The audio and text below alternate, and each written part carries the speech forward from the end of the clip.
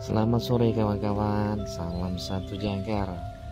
Ya, di sini saya sedang melakukan sebuah rutinitas di mana aktivitas kita di kapal harbor atau ASDTAC. Kebetulan saya operasi di harbor pelabuhan di Soeharto. Ini sedang dapat order dari port control untuk melakukan pekerjaan inbound kapal tanker. Ya, kebetulan karena nggak ada yang megangin kamera, jadi saya hanya sebatas bisa di mana saya menaruh HP saya dengan holder dengan keterbatasan cara pengambilan dan angle, baik itu pada saat operasi ataupun angle saat manuver untuk steering. Ya kawan-kawan, dari video ini sebenarnya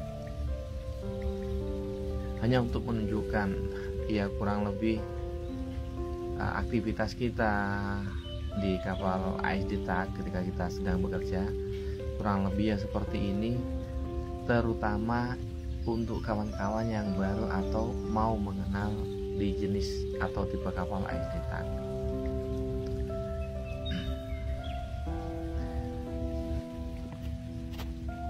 Iya kawan-kawan, ada beberapa pertanyaan yang selalu bertanya, apakah ada chance bisa minta alamat crewing atau company-nya.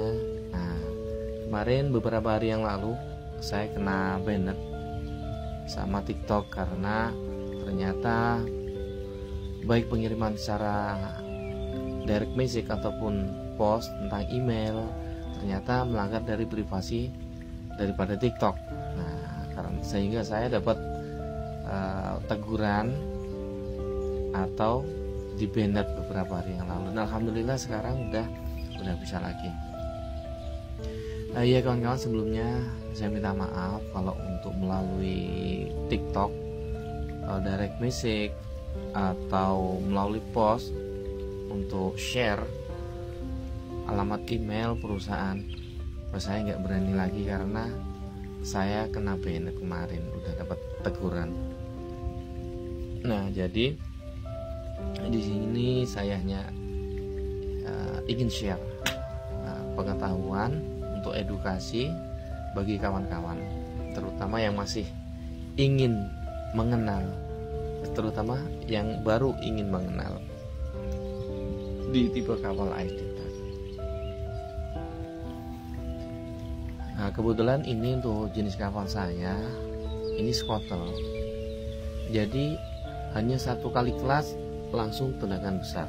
Beda dengan yang Z-Peller, nah, dia ada clutch once atau Omega, itu baling-baling berputar tapi dengan tendangan yang sangat kecil sekali, sehingga ada clutch 1.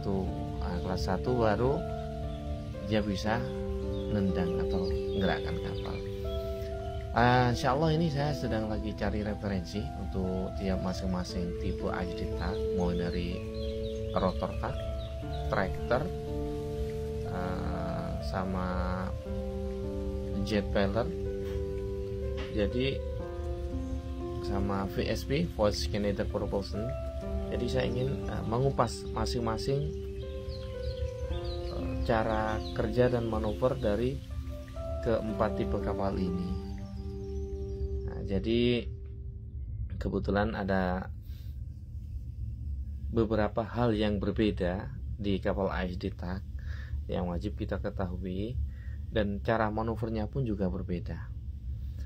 Nah, ini saya masih cari referensi untuk memudahkan saya memberikan sebuah gambaran kepada teman-teman.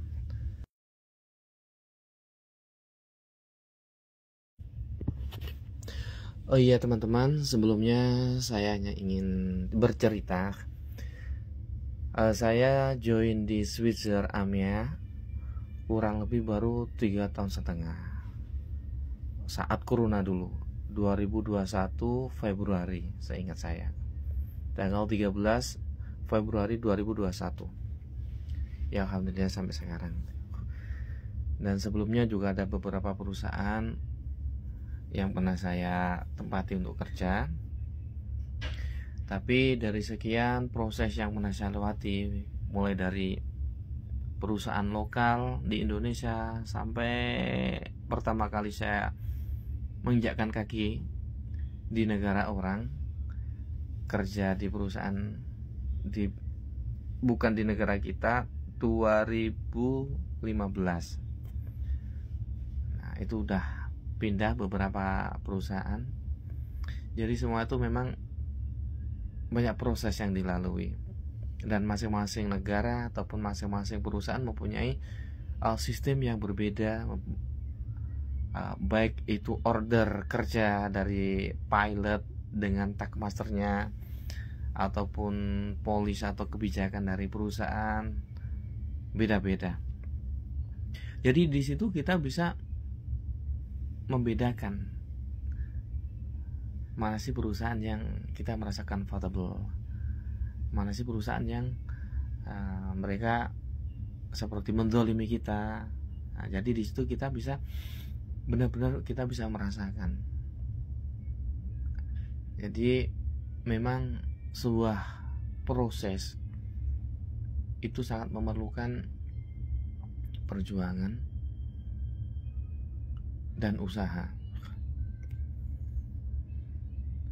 Tapi di sini saya cerita seperti ini untuk memotivasi teman-teman supaya nggak patah semangat dan terus optimis, ya.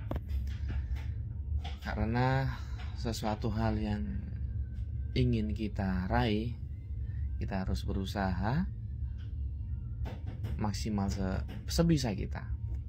Pokoknya jangan patah semangat.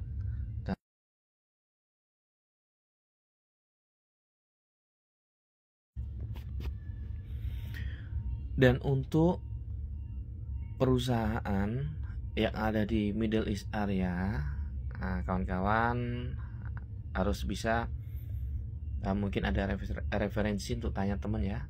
Jadi kalau ada panggilan kerja dari perusahaan ini, coba tanya kawan dulu, jangan langsung, karena ada beberapa perusahaan mafia yang mereka sangat zalim sekali sama kru.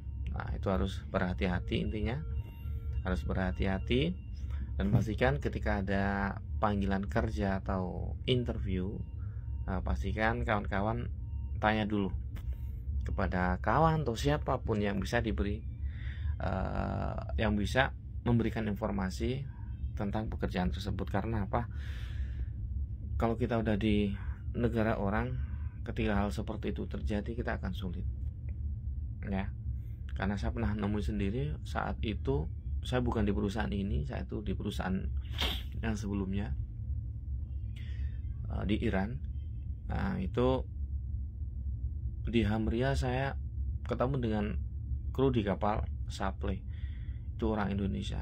Wah, itu sampai benar-benar dizalimi, nggak digaji berbulan-bulan, sampai mereka kehabisan makanan, air nggak dikirim.